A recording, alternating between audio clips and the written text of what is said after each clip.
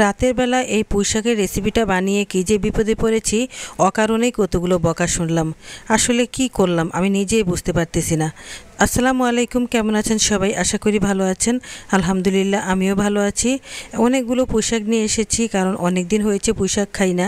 কারণ পুঁইশাকটা আমার কাছে খুবই ভালো লাগে, কিন্তু আমার বাসার সবাই পুঁইশাক খায় না, এটাই হচ্ছে বড় সমস্যা। এই জন্যই আমি পুঁইশাকটা তেমন একটা কিনি না।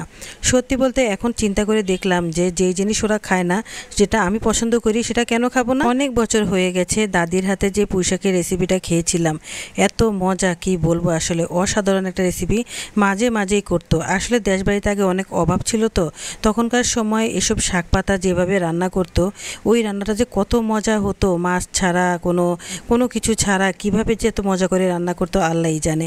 তো সেই রেসিপিটাই আজকে বানাবো, আর আমি মনে মনে ভাবছি আজকে শুধু আমি সেটা দিয়ে ভাত খাবো, কারণ ওইটার মর্ম শুধু আমিই বুঝি, আর কেউ বুঝে না। এত মজার একটা রেসিপি। তো এখন অনেকগুলো পুঁইশাক কেটে নিচ্ছি, সবগুলো পুঁইশাকে কেটে ফ্রিজে রেখে দেবো, আর কিছুটা পাতা আমি নিয়ে নিচ্ছি। আর এখানে এখন ডাল নিয়ে নিলাম, ডালটা ভালো করে ধুয়ে নিচ্ছি। ধুয়ে তারপর আমি ডালটা সিদ্ধ বসিয়ে দেব।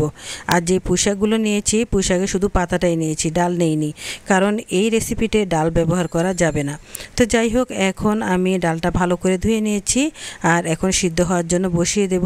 আর এদিকে আমি অল্প কয়টা পুঁইশাক পাতা নিয়েছি, যেহেতু কেউ খাবে না তাই অল্প করেই বানাই, শুধু আমি যেন খেতে পারি এই জন্যই। তো এখন আমি কেটে নিচ্ছি পুঁইশাকের পাতাগুলো, একদম কুচু কুচু করে কেটে নেব। আসলে সত্যি বলতে পুঁইশাক এমন একটা শাক, এটা কিন্তু আয়রনে ভরপুর, অনেক ভালো একটা শাক। তবে হ্যাঁ, যাদের অ্যালার্জি আছে তারা একটু কম খাবেন, কারণ পুঁইশাকে প্রচুর পরিমাণ অ্যালার্জি। আর এই পুঁইশাকের ডাল লাগিয়ে দিলেও পুঁইশাক হয়ে যায়, মানে এত একটা সাধারণ গাছ, একদম কলমি শাকের মতো। কলমি শাকের ডাল লাগালেও তেমনি হয়ে যায়, আর পুঁইশাকের ডাল লাগালেও হয়ে যায়। তো যাই হোক, আমি কিন্তু এখানে ডালগুলো রেখে দিয়েছি, এগুলো আমি লাগিয়ে দেব।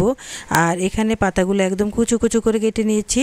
আর তারপরে যেদিকে ডালটা সিদ্ধ হচ্ছে, আর এদিকে আমি রসুন, কাঁচামরিচ, পেঁয়াজ সব কিছু কেটে তারপর সাজিয়ে নিয়েছি। সত্যি বলতে আসলে এই রেসিপিটা আমার অনেক পছন্দের। আমি যখন স্কুল থেকে আসতাম ছোটোবেলায়, তখন আমার দাদি যখন এটা বানাতো, আমার কাছে এত ভালো লাগতো খেতে, এত মজা লাগতো কি বলবো। আসলে আমি অনেকগুলো ভাত খেতে পারতাম। তা আজকে অবশ্য অতগুলো খেতে পারবো না, যেহেতু অনেক মোটা হয়ে গেছি, ভাত অনেকটা কম করেই খেতে হবে। তো যাই হোক, এখানে মশলাপাতি দিয়ে দিচ্ছি। তো মশলা বলতে এখানে হলুদের গুঁড়া, মরিচের গুঁড়া, লবণ, জিরা আর ধনিয়া, এই চারটাই দিয়েছি, বেশি কিছু মশলার প্রয়োজন নেই। আর এখন ডালগুলোকে ভালো করে নেড়ে দিচ্ছি। আর অলরেডি এগুলো সিদ্ধ হয়ে গেছে। আর এখন শাকটা দিয়ে দিচ্ছি, ব্যাস এতটুকুই। এই শাকটা দিয়ে এখন বেশ কিছুক্ষণ চুলার আঁচ কমিয়ে আমি লাড়তে থাকবো শাকটা সিদ্ধ হওয়া পর্যন্ত। এর ভিতরে আর পানি দেব না, এভাবে আমি সিদ্ধ করে নেব। তো এই রেসিপিটার নাম হচ্ছে পুঁইশাকের চচ্চড়ি। এই পুঁইশাকের চচ্চড়িটা এত মজা হয় কি বলবো, আসলে অসাধারণ, একদমই এক কথায় অসাধারণ। একবার যে খাবেন সে কখনোই বলতে পারবেন না। এখন অল্প তেল দিয়ে সুন্দর করে একটা ফোড়ন দিয়ে দিচ্ছি। আর ফোড়নের সাথে এখানে আমি শুকনো মরিচ নিয়ে নিয়েছি, আর কাঁচামরিচও আছে, আর রসুন আর পেঁয়াজ, বাস এগুলো দিয়ে আমি সুন্দর করে একটা ফোড়ন দিয়ে দিলাম, ব্যাস হয়ে গেল। কেউ খাবে না বলে আমি একদমই অল্প করে নিজের জন্য বানিয়েছি।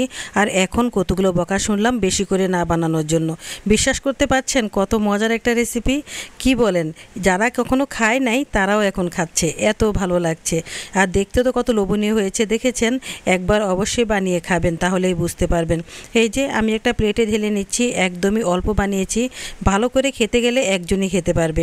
তো এর জন্য আমি আমার ছেলেমেয়ের অনেকগুলো বকাও শুনেছি, এখন থেকে পুঁইশাক এনে আমাদেরকে এইভাবে পুঁইশাকের চচ্চড়ি করে দেবে। ভালো লাগলে অবশ্যই লাইক, শেয়ার, কমেন্ট করে দিবেন। আজ এই পর্যন্তই, আল্লাহ হাফেজ।